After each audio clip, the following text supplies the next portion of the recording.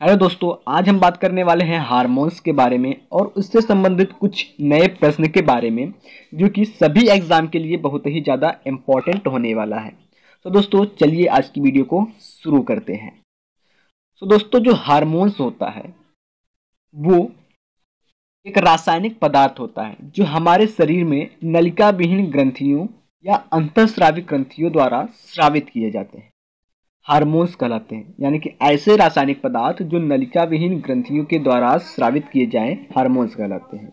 Hormone शब्द सर्वप्रथम Sterling ने सन 1906 ईस्वी में दिया था। अब सबसे बड़ी अंतःस्रावी ग्रंथि का नाम थायराइड ग्रंथि है और सबसे बड़ी ग्रंथि का नाम यकृत है। ठीक है, एक अंतःस्रावी ग्रंथि है, दूसरा सबसे बड़ी ग्रंथि है। ठीक है, यहाँ पर कंफ्यूज मत होइएगा। और सबसे छोटी अंतःस्रावी ग्रंथि का नाम है मास्टर ग्रंथि, जिसे हम पीयूष ग्रंथि के नाम से भी जानते हैं। आई होप आपको इंट्रोडक्शन समझ में आ गया होगा।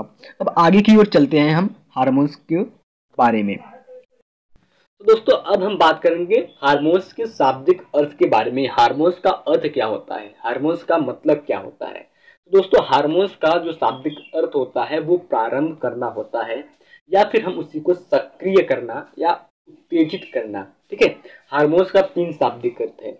प्रारंभ करना यानी कि किसी काम को, जो काम रुका हुआ है हमारे शरीर के अंदर, उसी काम को शुरू करना, या फिर सक्रिय करना, काम हो रहा है और उसे तेजी करना। ठीक है, किसी भी काम की गति को या फिर किसी भी काम के दर को अधिक तेजी से करने की क्रिया उत्तेजित करना कहलाती है। तो जो हार्मोन्स का काम होता है वो किसी भी कार्य को प्रारंभ करना, सक्रिय करना या उत्तेजित करना होता है। ठीक है, अब हार्मोन्स के 2 और नाम भी हैं, उसको भी जान लेते हैं। तो हार्मोन्स का जो नाम है वो है रासायनिक दूत। ठीक है, केमिकल मैसेंजर। तो जो हार्मोन्स होता है उसको हम केमिकल मैसेंजर के नाम से भी जानते हैं। अब दूसरी जो नाम है वो हार्मोन्स को ग्रंथि रस या फिर ग्लैंडुलर जूस के नाम से भी जाना जाता है। तो ये दोस्तों 2 नाम हो गए और हार्मोन्स के, ये आपके एग्जाम में कभी कभी पूछा जाता है और कॉम्पिटिटिव एग्जाम में अक्सर पूछा जाता है। तो दोस्तों जो हार्मोन्स होता है वो हमारे शरीर में रक्त द्वारा एक स्थान से दूसरे स्थान पर पहुंचकर कार्य संपन्न करता है। ठीक है, जो हार्मोन्स होता है वो अंतःस्रावी ग्रंथियों के द्वारा स्रावित होता है। ठीक है, और वो रक्त में मिल करके एक स्थान से दूसरे स्थान तक पहुंचता है और वहां पर कार्य को संपन्न करता है, यानी कि काम को पूरा करता है। अब दोस्तों पादप में भी हार्मोन्स पाए जाते हैं। ठीक है, पादप में जो हार्मोन्स पाए जाते हैं उसका काम होता है वृद्धि व विकास, पादप की वृद्धि और विकास में सहायता करते हैं। ठीक है, अब एक मजे की पॉइंट यहाँ पर है, जो हार्मोन्स होते हैं अगर उसका अणुभार 30,000 से कम है, ठीक है, किसी भी हार्मोन्स का अगर अणुभार 30,000 से कम है तो वो प्रोटीन कहलाएंगे। ठीक है, और जिस हार्मोन्स का अणुभार 30,000 से अधिक है, यानी कि 30,001 है, 30,001 है, तो वो प्रोटीन की श्रेणी में नहीं गिने जाएंगे। केवल अगर हार्मोन्स का अणुभार अगर 30,000 है तो वो प्रोटीन कहलाएंगे। अब आगे चलते हैं। हार्मोन्स का वर्गीकरण, हार्मोन्स को कितने भागों में बांटा गया है उसको हम बात करेंगे, उस पर चर्चा करेंगे। तो दोस्तों जो हार्मोन्स होता है उसको मुख्य रूप से 3 भागों में बांटा गया है।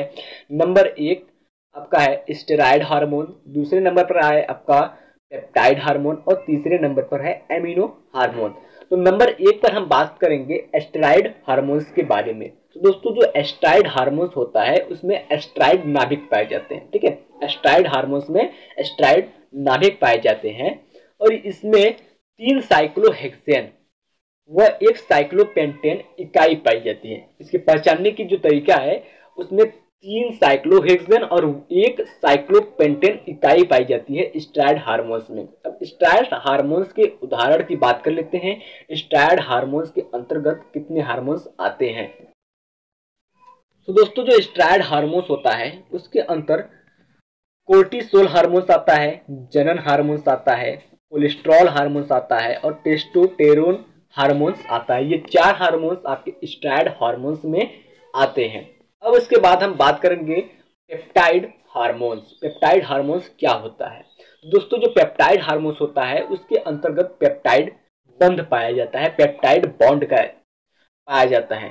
यह हमारे शरीर में पेप्टाइड बंध बनाने का कार्य करता है। जो पेप्टाइड हार्मोन्स होता है, इसका कार्य होता है मानव के शरीर में पेप्टाइड बॉन्ड बनाने का। अब इसके अंतर्गत कौन कौन से हार्मोन्स आते हैं उसको जान लीजिए। तो नंबर 1 पे दोस्तों इंसुलिन हार्मोन्स, वैसोप्रिन हार्मोन्स और ऑक्सीटोसिन हार्मोन्स, ये 3 हार्मोन्स आपके पेप्टाइड हार्मोन्स के अंतर्गत आते हैं। अब नंबर 3 पर हम बात करेंगे लास्ट एमिनो हार्मोन्स। जो दोस्तों एमिनो हार्मोन्स होते हैं उसमें एमिनो समूह पाया जाता है, ठीक है। NH2 समूह यानी NH2 ग्रुप पाया जाता है, ठीक है।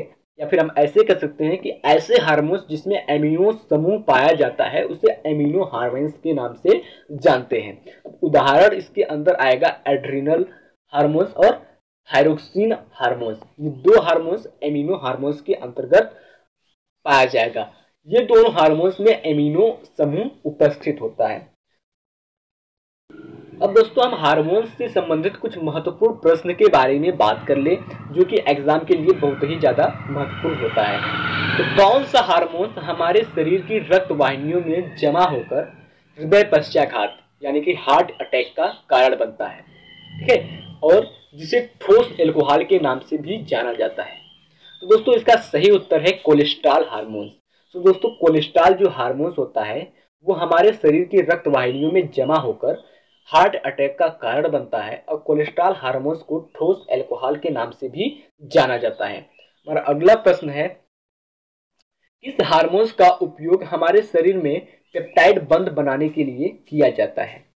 तो दोस्तों जो पेप्टाइड बंध बनाने के लिए हमारे शरीर में हार्मोन्स का प्रयोग किया जाता है उसका नाम है वैसोप्रिन हार्मोन्स। तो दोस्तों जो वैसोप्रिन हार्मोन्स होता है उसका उपयोग पेप्टाइड बंध बनाने के लिए किया जाता है।